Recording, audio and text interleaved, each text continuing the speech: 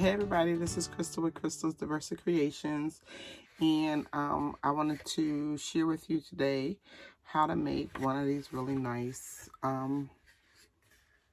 clocks. This is actually a memorial clock, and it was made for my girlfriend.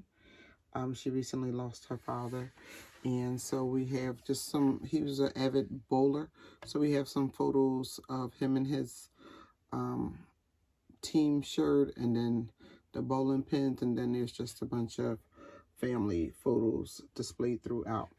So I'm going to make one today, and I want to just shout out Tracy Gordon Simmons, because I actually watched her video, which is really great, where she made some team sports and some other clocks like this. So this is what we're going to do today. And the clock is actually, I was told you can get it from Family Dollar, but I didn't find it at Family Dollar. I actually was able to get one at Walmart, and I want to say it was $7.88. So it's the mainstay, and it was $7.88. So basically, you don't need a lot to do this clock. Of course, you need a printer and you need some photos. Outside of that, I use Silhouette. So I'm going to show you the other things that I used. I'm going to lower the camera. So the other things that I used were just a pen, because I outlined it. Just something that doesn't have to be this, but something where you're going to be able to catch the screws. I used this Cricut tool. As you can see, I use it a lot. But I use this to be able to lift the numbers out so that I can replace the pictures for the numbers. This is a screw, a little screwdriver that I had gotten from some kind of eyeglass kit. So any kind of eyeglass kit, because the screws are really small. And then some tweezers, just in case you need it for the screws. And a tape gun. I found it easier, and then I felt like it wouldn't go through the picture when you went to go lay it down on there. So those are the only items that I really had to use. Again, whatever software you're going to do your pictures in, and your printer. So basically, you have two ways in order to do your pictures.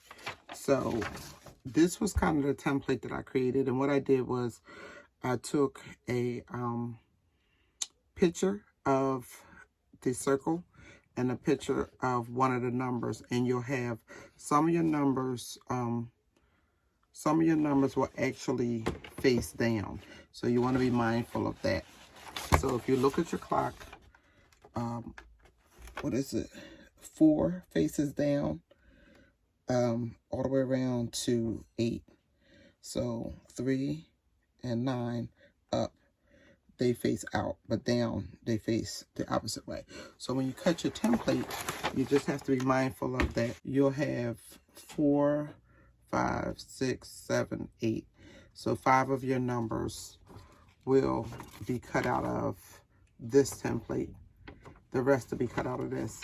And then this is used for the center. So I have the measurements there for you. Now you can either do like I did, where I took a picture of the template and then uploaded it, and then I was able to just crop my images, and I was using Silhouette, and I was able to crop my images, and then that way when I put them on the printer, they just came out ready to be cut, and I'll show you that when we get there.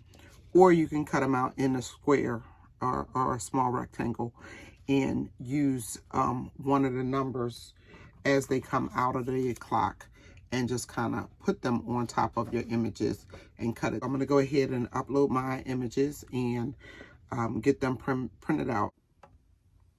Okay, so I just wanted to take a minute and show you how I crop the photos in Silhouette, and I have the business edition. So basically, I'll bring in the photos, so you see them here, and I just make sure that the shape that I want to crop to is in front. So I'll bring this to the front, and this is the same concept that you use if you are making buttons. So you just get your image larger than the shape that you want to crop it to. And so now my shape fits that almost perfectly. I'm just going to make it a little bit bigger. Okay.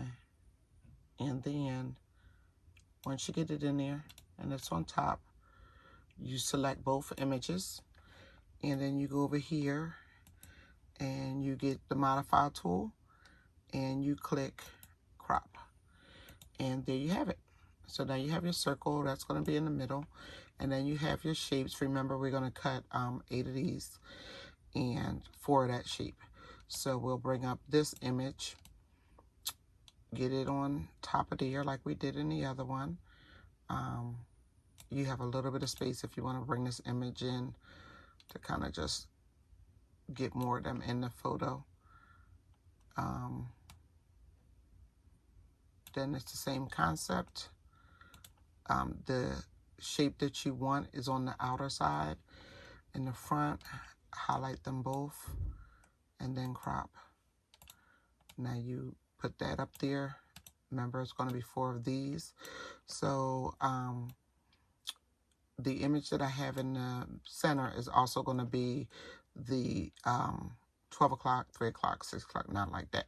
So on a 6, it'll be upside down. So we'll be using this one. Again, highlight both, crop, and then over here, bring this over. It wants to go behind, so we bring it to the front. And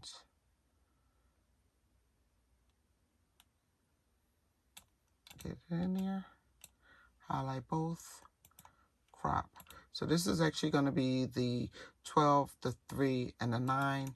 So we're just going to duplicate,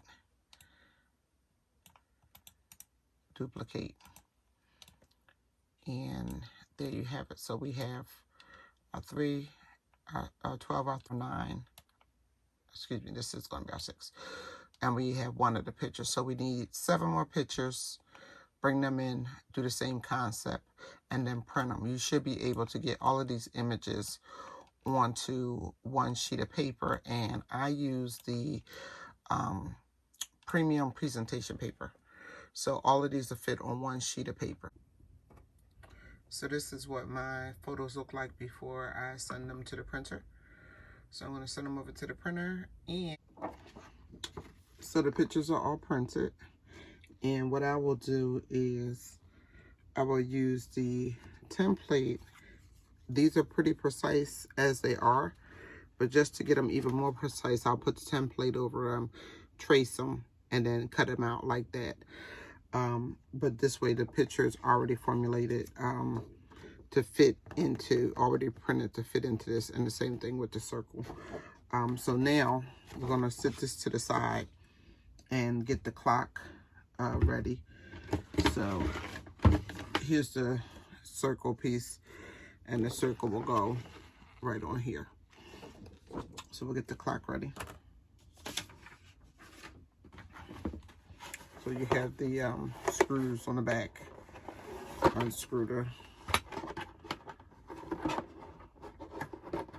clock.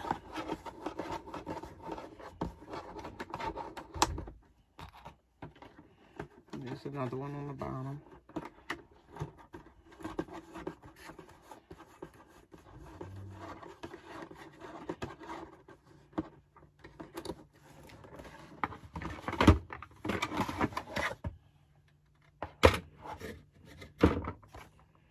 Kind of stick them in there, set them to the side. So you start by taking out all the little screws that's around here. And this is where the small catch-all type of container is going to come in handy, because you're going to put those screws in there so you know where they are.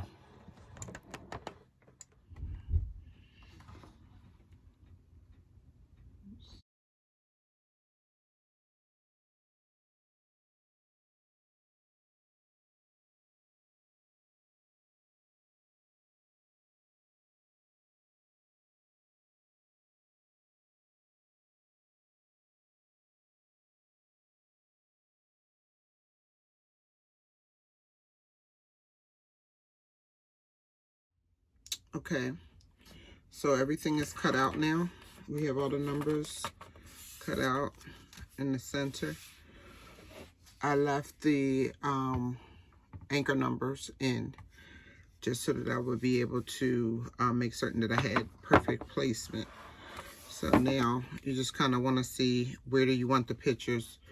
We know we want these here.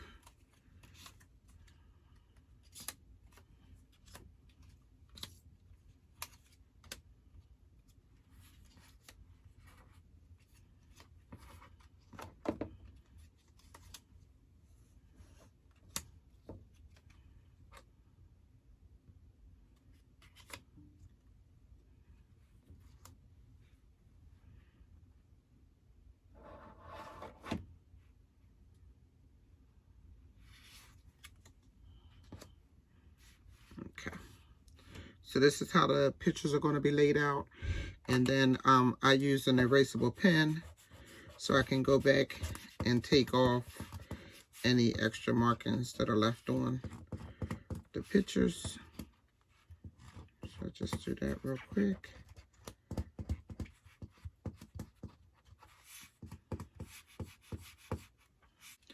When I'm going to lay them on here, I'm going to take the 6 out.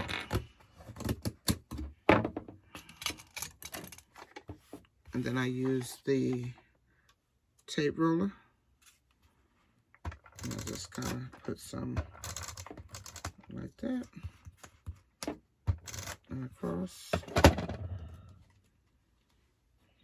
Then that just allows me to be able to easily place it in. If it's not the way that you want it, or it's not seated properly, you can use that same tool and lift it up. You can trim off any excess that you may need to. I feel like I want to take a little teeny bit of the edge off of here. Just ever so slight piece, and a little teeny bit off of here.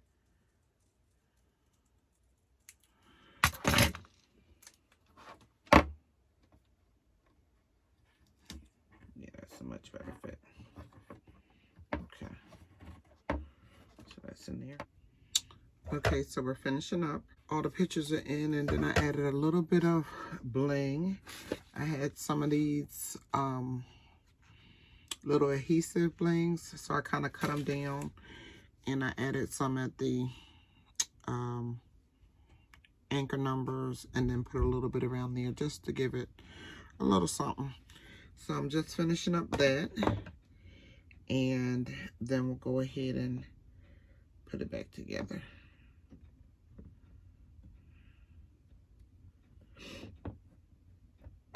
And I just like, I buy all of these adhesives whenever I see them, whenever they're on sale at Michael's, because I just think they just always add a little something extra. They're easy enough to apply, and they just, you know, give each piece a different look. So I just need to cut this to go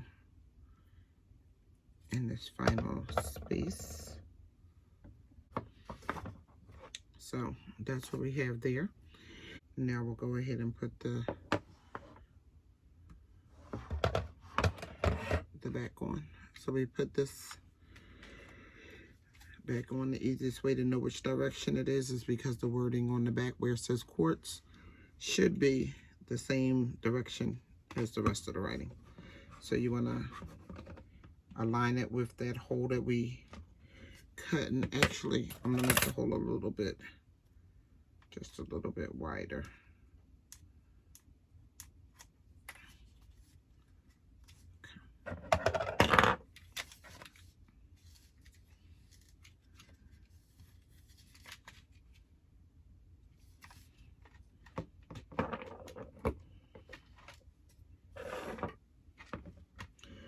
then it's just as simple as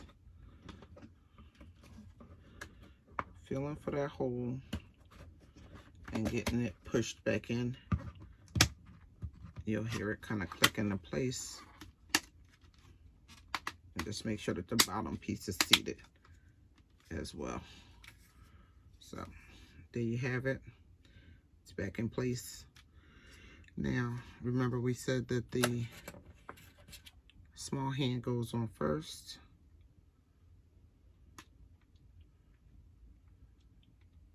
Get it all the way down on there good. Then your other hand goes on after. Make sure that it clears the other one. Okay. And then that little black piece will just go right back on top.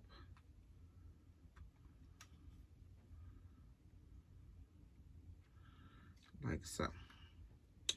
Okay. So that's all ready to go. Now we're gonna get the glass piece back out.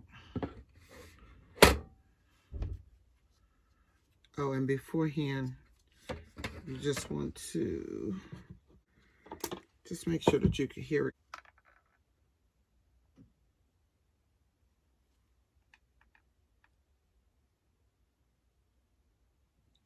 I hear it. It's so faint, but I hear it. Okay.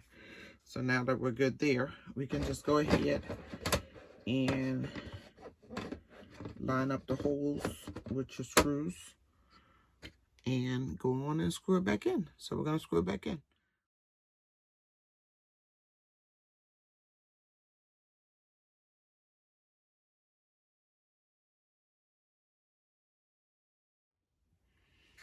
So there you have it. A complete clock. It can be a memorial, sports, or you know, any type of theme clock. Go ahead and add some type of bling, some type of color. You can spray paint the outside. There's so many things that you can do with this clock. Again, you can get them from Walmart or the Family Dollar. So thanks for watching. Like or subscribe. Thank you, thank you, thank you.